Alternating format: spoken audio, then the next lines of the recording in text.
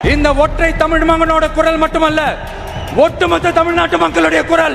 ভারতে কোরবানির ঈদ বা ঈদুল আজহা নিয়ে এবার এমন এক তুলকালাম কাণ্ড ঘটতে যাচ্ছে যা হয়তো খোদ নরেন্দ্র মোদীর সরকারও কল্পনা করতে পারেনি।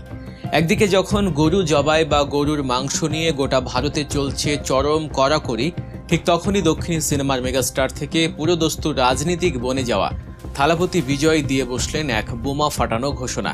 நல்லது செய்யவா இல்ல நம்மளுடைய இந்த இஸ்லாமிய நண்பர்களுக்கும் இஸ்லாமிய தோழர்களுக்கும் எதிராக சதி செய்யவா। তিনি স্পষ্ট জানিয়ে দিয়েছেন, আসন্ন ঈদুল আজহায় তিনি শুধু মুসলিম সম্প্রদায়ের পাশে দাঁড়িয়ে সন্তুষ্ট থাকবেন না, বরং তিনি নিজে সরাসরি কোরবানিতে অংশ নেবেন। ভারতের পশ্চিমবঙ্গে প্রকাশ্যে পশু কোরবানি ও পশু বলি নিয়ন্ত্রণের সরকারি সিদ্ধান্তকে ঘিরে উত্তেজনা ছড়িয়ে পড়েছে রাজনৈতিক অঙ্গনে। ঈদুল আজহাকে সামনে রেখে মুসলিমদের ধর্মীয় আচার নিয়ে মুখোমুখি অবস্থান নিয়েছেন বিভিন্ন রাজনৈতিক নেতা।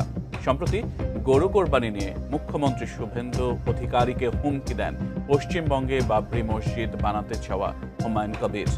আর এমন হুমকির পরে হুমায়ুনকে ভারত ছাড়তে বললেন বিজেপি মন্ত্রী।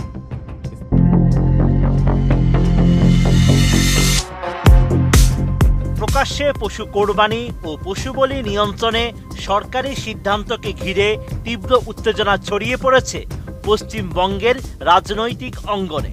ঈদুল আজহাকে সামনে রেখে মুসলিমদের ধর্মীয় আচার নিয়ে মুখোমুখি অবস্থান নিয়েছেন বিভিন্ন রাজনৈতিক নেতা।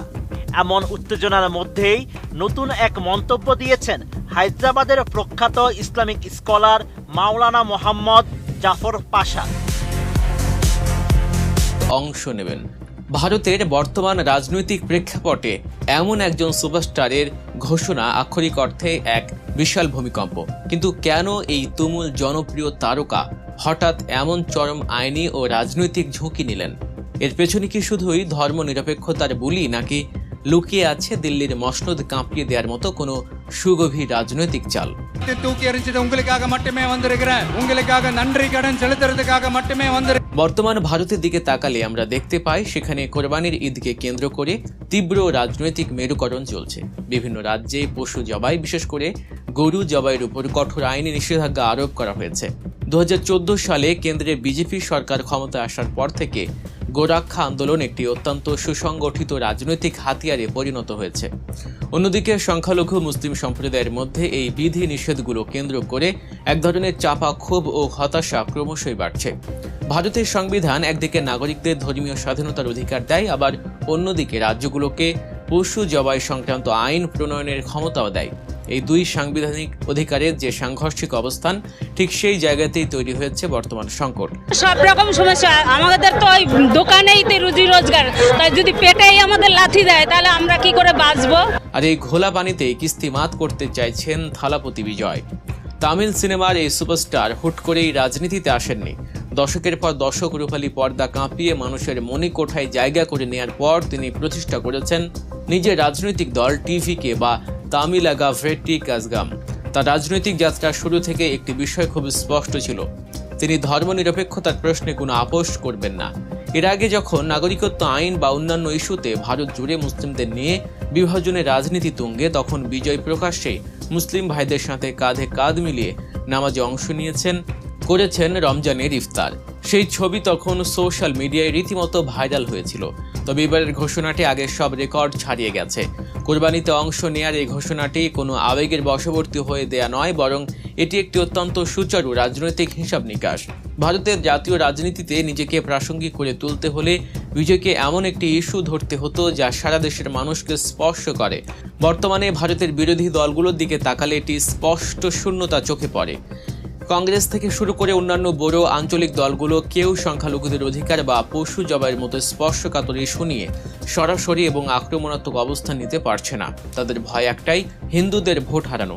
কিন্তু থালাপতি বিজয়ের রাজনৈতিক সমীকরণ সম্পূর্ণ ভিন্ন। বিজয়ের এই সাহসের পেছনের মূল কারণ হলো তামিলনাড়ুর রাজনৈতিক সংস্কৃতি। তামিলনাড়ুতে বিজেপির ভিত্তি ঐতিহাসিকভাবেই অত্যন্ত দুর্বল। সেখানে হিন্দুত্ববাদী রাজনীতির চেয়ে দ্রাবিড়ীয় আত্মপরিচয় এবং ধর্মনিরপেক্ষতার আবেদন অনেক বেশি। ফলে কোরবানির পক্ষে অবস্থান নিয়ে বিজয় রাজনৈতিকভাবে ক্ষতিগ্রস্ত হওয়া ঝুঁকি অন্য রাজ্যের নেতাদের তুলনায় অনেক কম। বরং এই ঘোষণার মাধ্যমে তিনি ভারতের সংখ্যালঘু সম্প্রদায়ের কাছে নিজেকে একটি বিশ্বাসযোগ্য এবং অকুতোভয় মুখ হিসেবেই প্রতিষ্ঠিত করার মোক্ষম সুযোগ পেয়েছেন। তিনি যদি সত্যি কোরবানিতে অংশ নেন, তবে এটি আর কেবল একটি ধর্মীয় উৎসব পালনের মধ্যে সীমাবদ্ধ থাকবে না, এটি পরিণত হবে কেন্দ্রীয় সরকারের সংখ্যালঘু নীতির বিরুদ্ধে সরাসরি প্রতিবাদের এক বিশাল প্রতীক। বিষয়টি শুধু ভারতের অভ্যন্তরীণ রাজনীতির মধ্যেই সীমাবদ্ধ নেই। আন্তর্জাতিক মানবাধিকার সংস্থাগুলো যেমন USCIRF, অ্যামনেস্টি ইন্টারন্যাশনাল বা হিউম্যান রাইটস ওয়াচ দীর্ঘদিন ধরেই ভারতের সংখ্যালঘুদের অধিকার সংকুচিত হওয়া নিয়ে উদ্বেগ প্রকাশ করে আসছে। এমন একটি আন্তর্জাতিক প্রেক্ষাপটে ভারতের একজন প্রথম সারির আইকন যখন প্রকাশ্যে সংখ্যালঘুদের ধর্মীয় অধিকারের পক্ষে ছাতি টান করে দাঁড়ান, তখন সেটি বিশ্বমঞ্চেও দারুণ প্রভাব ফেলে। এর পাশাপাশি আমাদের বুঝতে হবে উত্তর ভারত এবং দক্ষিণ ভারতের রাজনৈতিক দ্বন্দ্বের বিষয়টি। ভারতের অর্থনীতি, শিক্ষা ও উন্নয়নে দক্ষিণ ভারত, বিশেষ করে তামিলনাড়ুর মতো রাজ্যগুলোর অবদান বিশাল, কিন্তু তা সত্ত্বেও রাজনৈতিক ক্ষমতার মূল কেন্দ্রবিন্দু রয়ে গেছে সেই উত্তর ভারত তথা দিল্লিতে। উত্তর ভারত কেন্দ্রিক রাজনীতি দিয়ে পুরো দেশ নিয়ন্ত্রণের যে মানসিকতা, বিজয়ের এই পদক্ষেপ তার বিরুদ্ধেও এক ধরনের প্রচ্ছন্ন বিদ্রোহ। কোরবানির ইস্যুকে কেন্দ্র করে তিনি মূলত দক্ষিণ ভারতের স্বতন্ত্র পরিচয় এবং স্বাধীন রাজনৈতিক চেতনার প্রকাশ ঘটাচ্ছেন। এটি দিল্লির একদলীয় আধিপত্যবাদের বিরুদ্ধে একটি সুস্পষ্ট বার্তা। স্বভাবতই বিজয়ের এই ঘোষণার পর পুরো ভারত দুই ভাগে বিভক্ত হয়ে গেছে। সোশ্যাল মিডিয়া থেকে শুরু করে চায়ের দোকান, সবখানেই এখন একটাই আলোচনা। একদল মানুষ, বিশেষ করে ধর্মনিরপেক্ষ ও সংখ্যালঘু সম্প্রদায়, বিজয়ের এই সাহসী অবস্থানকে সাধুবাদ জানাচ্ছেন। তারা বলছেন, মুখে অসাম্প্রদায়িকতার কথা সবাই বলে, কিন্তু কাজে প্রমাণ করার বুকের পাটা কেবল থালাপতি বিজয়েরই আছে। অন্যদিকে কট্টরপন্থী ও ডানপন্থী শিবির থেকে ধেয়ে আসছে তীব্র সমালোচনা এবং হুমকি। বিভিন্ন সংগঠন ইতিমধ্যে হুঁশিয়ারি দিয়েছে যে বিজয় যদি তার ঘোষণা বাস্তবায়ন করার চেষ্টা করেন, তবে তারা এর বিরুদ্ধে তীব্র প্রতিরোধ গড়ে তুলবে। এখন সবচেয়ে বড় প্রশ্ন হলো, ভবিষ্যতে আসলে কি ঘটতে যাচ্ছে? প্রথম সম্ভাবনা হলো, বিজয় যদি তার কথা অনুযায়ী সত্যি কোরবানিতে অংশ নেন, তবে পুরো ভারতের প্রতিক্রিয়া হবে মারাত্মক। কট্টরপন্থী সংগঠনগুলো এর বিরুদ্ধে আইনি ব্যবস্থা নিতে পারে, আদালতে মামলা হতে পারে। দ্বিতীয় সম্ভাবনা হলো, কেন্দ্রীয় সরকার বা অন্য কোনো রাজ্য সরকার আগে থেকেই আইনি বাধা তৈরি করে তাকে আটকানোর চেষ্টা করতে পারে। তেমনটা হলে পরিস্থিতি আরও উত্তপ্ত হবে, কারণ তখন এটি আর কেবল কুরবানির ইস্যু থাকবে না, এটি পরিণত হবে রাজ্যের অধিকার বনাম কেন্দ্রের আগ্রাসনের লড়াই। আর তৃতীয় এবং সবচেয়ে জটিল সম্ভাবনা হলো, এই ঘটনাকে কেন্দ্র করে যদি কোনো সাম্প্রদায়িক উত্তেজনা ছড়িয়ে পড়ে, তবে ভারতের সামাজিক বুননে তার এক সুদূর প্রসারী নেতিবাচক প্রভাব পড়তে পারে।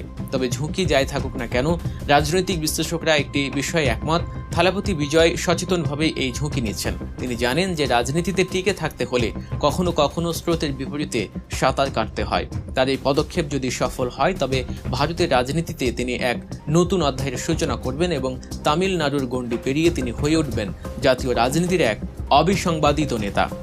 আগামী কয়েক দিনের মধ্যেই বোঝা যাবে পরিস্থিতির মোড় কোন দিকে ঘোরে। কেন্দ্রীয় সরকার কি নীরব দর্শকের ভূমিকা পালন করবে, নাকি প্রশাসনিক ক্ষমতা ব্যবহার করে তাকে থামানোর চেষ্টা করবে? বিরোধী দলগুলো কি তখন বিজয়ের পাশে দাঁড়াবে, নাকি নিরাপদ দূরত্ব বজায় রাখবে? আর সবচেয়ে বড় কথা, থালাপতি বিজয় কি শেষ পর্যন্ত তার এই বোমা ফাটানো ঘোষণায় অটল থাকতে পারবেন, নাকি প্রচণ্ড রাজনৈতিক ও আইনি চাপের মুখে পিছু হটবেন? আপনার কি মনে হয়, বিজয়ের এই পদক্ষেপে কি সত্যি একটি ধর্মনিরপেক্ষ ভারতের জন্য সাহসী লড়াই, নাকি এটি শুধুই সংখ্যালঘু ভোট ব্যাংক